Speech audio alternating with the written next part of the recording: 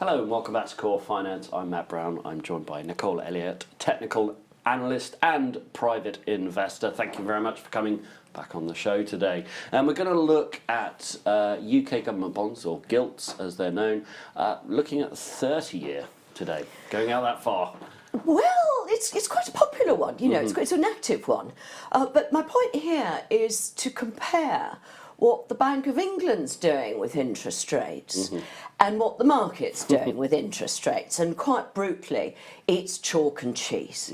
You know, we've had our first rate rise in a decade, where the base rate, as I call it, they call it bank rate nowadays, the key Bank of England rate, was doubled from 25 to 50 measly little basis points.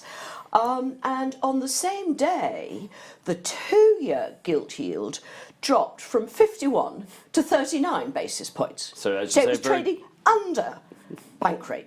Incredible, isn't it? I mean, that really stands out, doesn't it? It could even mean kind of fixed rate mortgages could be less in this environment rather than moving higher. It's incredible. Exactly, and I mean it's really interesting also in that it goes to show that whatever positive spin the central bankers and the politicians trying to put on the economy at the moment, the traders, the wholesale dealers are not nearly as optimistic. That's what you're seeing here.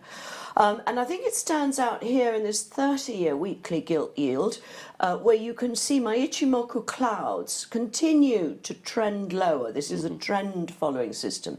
We did have a significant backup in yields, but that was at the end of 2016. That I call a backup. What we're seeing now is noise. It's just noise.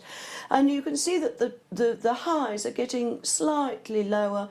There's a long-term trend line there, which we did sort of break in the last couple of months. But we've turned down again under a retracement resistance level, which are my red horizontal line. So everything in that chart is telling me that the secular trend is to lower interest rates, and we've not really gone anywhere this year, have we?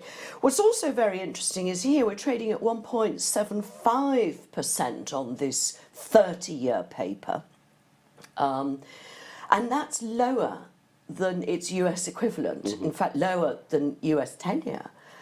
And I just can't, I still having trouble grasping the fact that UK yields can be this low for this long.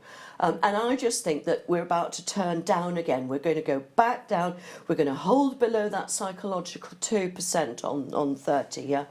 And we're going to go back down to test the sort of 1.6 level where we found an interim low last year. So it's very much in a holding pattern. This is not something new. It's not being dictated by the Bank of England. And in fact, what the Bank of England have done is sort of in a way admitted that their emergency rate cut post-referendum was the wrong thing to do. And now we're back where we started a year ago. Square one. Great. Understood. So, I mean, the trade here, for those looking at the 30-year, you're saying yields are going lower. I still believe that the trend is to lower yields, that we could have another bump along the way. And I think with this political horizon looming over Britain, and I mean, they're real black clouds, aren't they? It's all hands on deck. And, you know, lower yields help everybody. They really do, particularly when we're also indebted. Understood. On that note, Nicole, thank you for joining us today.